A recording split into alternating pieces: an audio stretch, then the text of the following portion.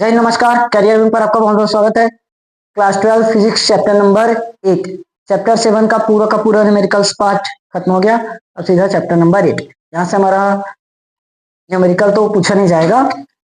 Chapter 9 और 10 इसमें थोड़ा बहुत मिलेगा। 9 में तो ज्यादातर क्वेश्चन न्यूमेरिकल का ही आता है पेपर में और लॉन्ग फॉर्मेट में आएगा। फिलहाल चैप्टर नंबर 8 में एक भी सवाल न्यूमेरिकल का नहीं मिलेगा, सिर्फ थ्योरी है, ना तो डेरिवेशन है ना न्यूमेरिकल है, पूरा का पूरा थ्योरी क्वेश्चन से ही। देखो, पहला है डिस्प्लेसमेंट करंट, विस्थापन धारा। देखो, विस्थापन धारा क्या है? एम्पियर का नियम पढ़ रखे हो, एम्पियर के परिपथीय नियम के अनुसार। देखो, एम्पियर का नियम जानते हैं ना, क्या होता है? किसी बंद परिपथ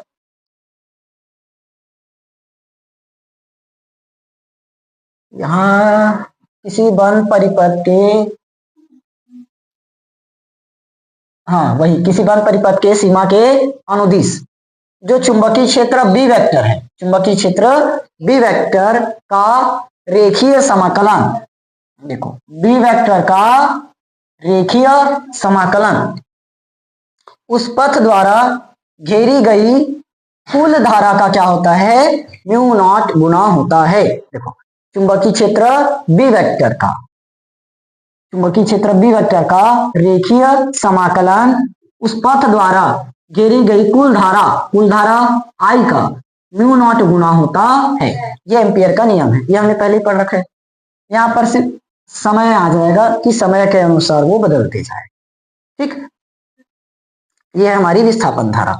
विस्थापन धारा जो समय के साथ चुंबकीय क्षेत्र में लगातार परिवर्तन करते चले, ये चुंबकीय फ्लक्स में परिवर्तन करते चले, समय के साथ चुंबकीय क्षेत्र में लगातार परिवर्तन करते चले। अभी सामने निकालेंगे व्यंजक तो कंप्लीट हो जाएगा। यहां तक ये समझ में आया विस्थापन धारा। देखो, विस्थापन धारा का व्यंजक मान लेते हैं, माना है क्या है? संधारित्र सी है, माना संधारित्र सी है जिसका क्षेत्रफल क्या है? ए। किसी क्षण उस पर आवेश Q है, तब उसके बीच वैद्युत क्षेत्र। चित्र बनाने की जरूरत नहीं है, और बनाना चाहता हूँ तो छोटा सा बना लेना, पुस्तक में। संधारित्र क्या है? सी। प्लेटों के बीच का क्षेत्रफल क्या मान दिए? ए। और उसमें किसी क्षण पर आवेश क्या मौजूद है? Q। तब हमें क्या निकालना है? वैद्युत क्षेत्र। E बराबर, वैद्युत क्षेत्र किससे दर्शाते हो? वैद्युत क्षेत्र E से। E बराबर क्या पढ़े हो? सिग्मा अपॉन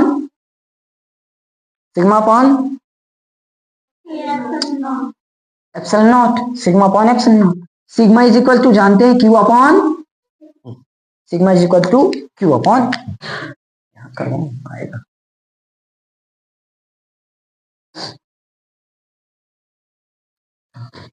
देखो, तो यहां पर मान अगर रखोगे तो E बराबर क्या मिलेगा? सिग्मा की जगह Q बटे A इंटू एप्सिलॉन नॉट आया। यहां तक क्लियर? इसको अब क्वेश्चन नंबर फर्स्ट मानो।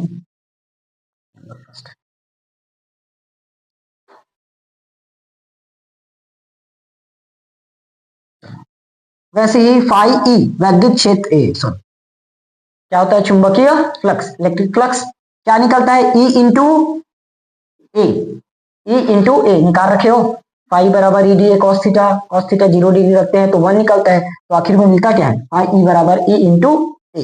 देखो, अब ई का मान हम यहां रख सकते हैं, तो फाई ई बराबर अपने को मिलेगा क्या चीज? फाई क्या आएगा? ई की जगह Q upon A into epsilon not. Into में क्या लगा है पहले से? क्या ए से ए कट जाएगा क्या? तो क्या मिला? फाई ई बराबर Q अपॉन एप्सिलॉन नॉट आएगा। देखो, अगर मैं Q का मान निकालना चाहूं तो Q बराबर मुझे क्या मिलेगा? Phi E into epsilon naught होगा। अब यदि हमने मान लिया, माना विस्थापन धारा क्या है? ID है, या जिसमें Q आवेश प्रवाहित हो रही है। क्या हो रहा है? Q आवेश प्रवाहित। अगर हम धारा को क्या मान दे? I। माना T समय में प्रवाहित होने वाली धारा क्या है? I है। T समय में प्रवाहित होने वाली धारा I। तो आईडी कर लो इसको, विस्थापन धारा निकालेंगे आईडी से दर्शाएंगे, आईडी डिस्प्लेसमेंट करंट होगा। तो क्या बनेगा, D Q divided by D T, D Q बटे डी टी। क्यू का मान क्या है, डी बटे डी टी। क्यू का मान क्या है, फाइव ई इंटू एप्सिलॉन आएगा। देखो ये हो गया हमारा आई डी, मैं एप्सिलॉन नॉट को बाहर कर देता हूं, क्या बचा हमारे पास, d phi E divided by D t आया। यह निकल गया विस्थापन धारा, डिस्प्लेसमेंट करंट। यानी कि अब विस्थापन धारा की परिभाषा क्या लिख सकते हैं, वह धारा जो है, कहां से एकांक समय आ गया, जो वह धारा जो समय के साथ, वह धारा जिसका चुंबकीय फ्लक्स समय के साथ क्या हो, ठीक है, नहीं नहीं कुछ नहीं बनना चाहिए, कुछ नहीं बनना चाहिए।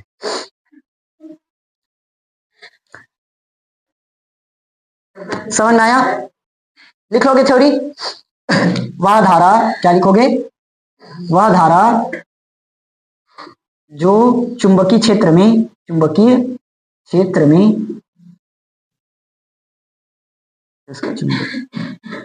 समय के साथ क्या होता है, समय के साथ परिवर्तन होता या परिवर्तित होता है, ठीक, इसको कहे हमने क्या चीज, विस्थापन धारा।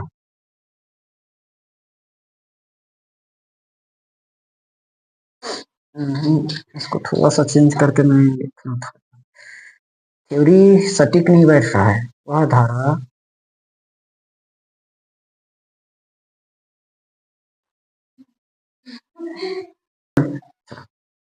इस थ्योरी को मैं लिखा देता हूं, क्या लिखेंगे, वह धारा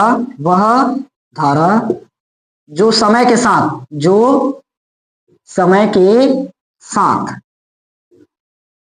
क्या है, चुंबकीय क्षेत्र यानी कि चुंबकीय फ्लक्स हो जाएगा ब्रैकेट में, चुंबकीय फ्लक्स में किसके कारण, परिवर्तन के कारण उत्पन्न होता है या होता, समझ में आया कि नहीं आया। देखो वह धारा जो समय के साथ चुंबकीय फ्लक्स में परिवर्तन के कारण, समय के साथ चुंबकीय फ्लक्स में परिवर्तन के कारण उत्पन्न होता है, उसको हमने क्या कहा, विस्थापन धारा। समझ में आया, ये खत्म हो गया विस्थापन धारा का, नोट करो।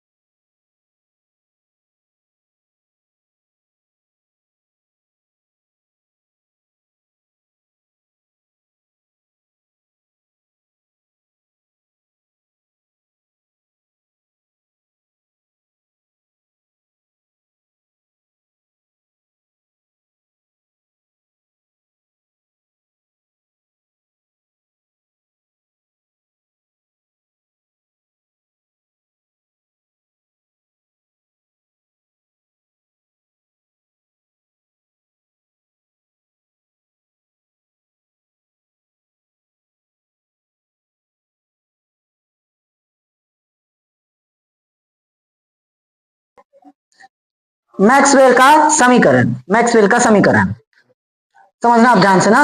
मैक्सवेल का समीकरण देखो, अभी मैं बताया था वैद्युत क्षेत्र और चुंबकीय क्षेत्र, वैद्युत क्षेत्र और चुंबकीय क्षेत्र दोनों को अध्ययन करके गॉस, फैराडे और एम्पियर ने कई समीकरण दिए। अब इन्हीं समीकरण पर थोड़ा सा सुधार किए कौन, मैक्सवेल ने, और अपना समीकरण लाए। उसी को हमने क्या कहा, मैक्सवेल का समीकरण। 4 समीकरण दिए देखो, गॉस, फैराडे और एम्पियर ने वैद्युत क्षेत्र और चुंबकीय क्षेत्र का अध्ययन करके कई नियम दिए थे। इन्हीं नियमों को आंशिक सुधार करके मैक्सवेल ने 4 समीकरण दिया। इन्हीं समीकरण को क्या कहते हैं, मैक्सवेल का समीकरण। लिख लोगे किसका किसका, चुंबकीय क्षेत्र और वैद्युत क्षेत्र, चुंबकीय क्षेत्र और वैद्युत क्षेत्र दोनों का अध्ययन किए गॉस, फैराडे और एम्पियर। गॉस, फैराडे और एम्पियर ने वैद्युत क्षेत्र और चुंबकीय क्षेत्र का अध्ययन करके कुछ नियम दिए। इन्हीं नियमों को आंशिक सुधार करके मैक्सवेल ने अपना समीकरण बनाया। समझ में आया? इन्हीं को क्या कहते हैं, मैक्सवेल का समीकरण। तो क्या क्या नियम था, एक बी वेक्टर इंटू ए, सॉरी क्या लिख दिया मैं, पहला E vector into D A vector, E vector into D A vector क्या निकलता है, ये क्यू अपॉन एप्सिलॉन नॉट, याद है पहला। दूसरा E vector into D A vector, अरे ये तो सेम हो गया, हाँ ठीक तो है। तो ये क्या निकला था एक बार, 0। तीसरा B vector into D L vector, ये हमने निकाला था माइनस का B phi divided by D T. चौथा आप बी निकाले हो, B vector into D L vector, IC plus ID, IC plus ID निकला था। तो आईसी का आईसी प्लस आईडी का मान D phi divided by D T. समझ में आया? ये चारों समीकरण सुधार किए मैक्सवेल ने और नियम दिए मैक्सवेल का समीकरण, तो ये 4 समीकरण आया। समझ में आया? मैक्सवेल का चारों समीकरण क्लियर हुआ। विद्युत क्षेत्र और चुंबकीय क्षेत्र से संबंधित अध्ययन कर गॉस, फैराडे और एम्पियर ने 4 नियम दिए थे। इन्हीं नियमों को आंशिक सुधार करके क्या किया मैक्सवेल ने, 4 समीकरण दिए। इन्हीं चारों समीकरण को मैक्सवेल का समीकरण कहते हैं। ये 4 समीकरण सामने क्लियर हो गया, ठीक। चलो इसके बाद 1-2 टॉपिक बस और है, फिर खत्म हो जाएगा चैप्टर।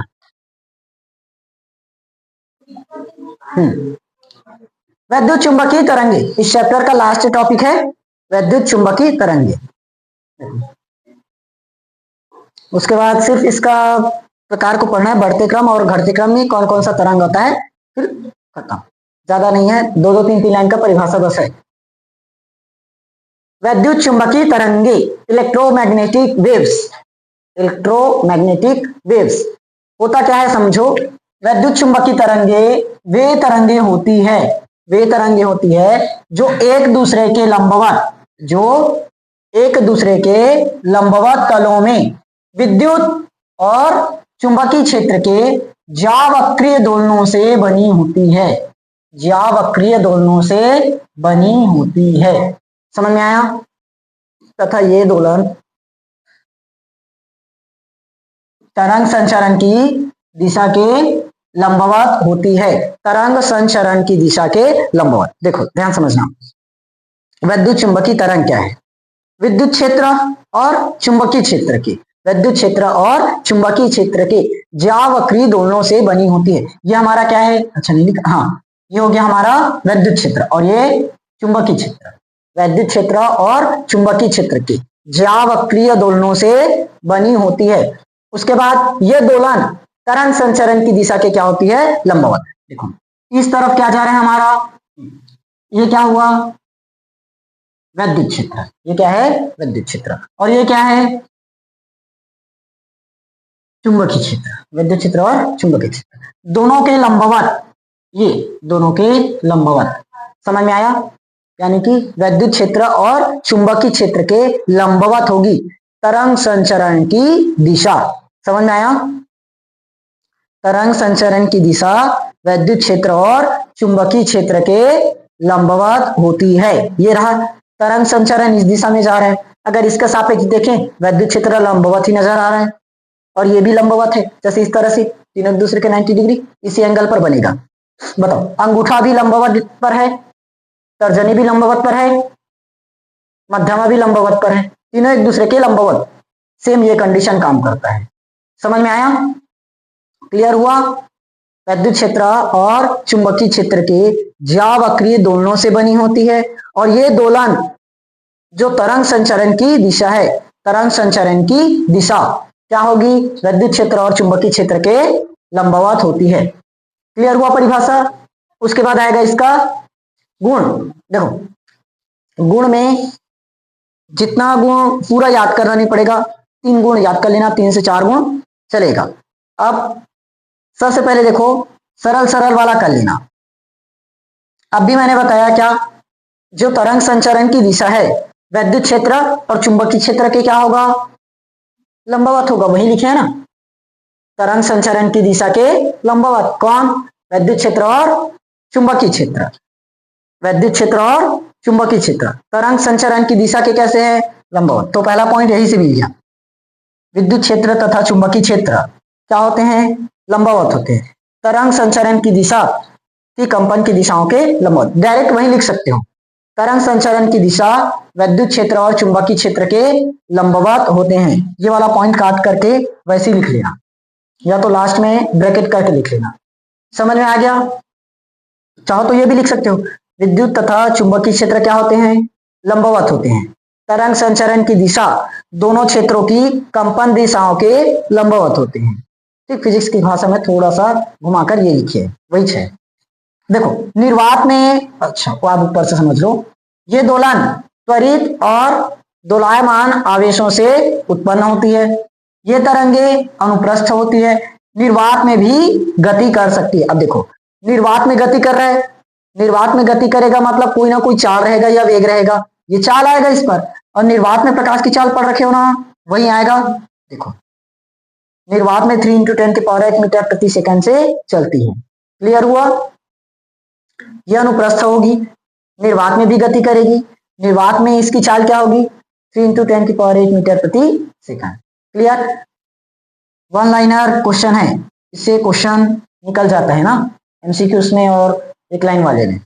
उसके बाद विद्युत तथा चुंबकीय क्षेत्र कैसे होंगे? समान कला में। ये खैर मैं छोटा बड़ा बना दी हूं, लेकिन रहेगा समान कला में। ये क्या है? विद्युत क्षेत्र और ये चुंबकीय क्षेत्र, दोनों कौन से कला में होंगे? समान कला में। उसके बाद ये तरंगे ध्रुवित होती है, परावर्तन, अपवर्तन, विवर्तन आदि गुण प्रदर्शित करता है। ये सब गुण चैप्टर नंबर 9-10 में खत्म कर दिया। क्लियर हुआ? गुण, जो भी गुण याद रहता है 3 से 4 गुण याद कर लेना, उतना काफी है। क्लियर हो गया? समझ में आया? चलो, अब सिर्फ इसका बढ़ते हुए क्रम में सबका प्रकार बस नोट करना है। बढ़ती आवृत्ति या घटते तरंग दैर्ध्य के क्रम में चुंबकीय तरंगों को लिखना है।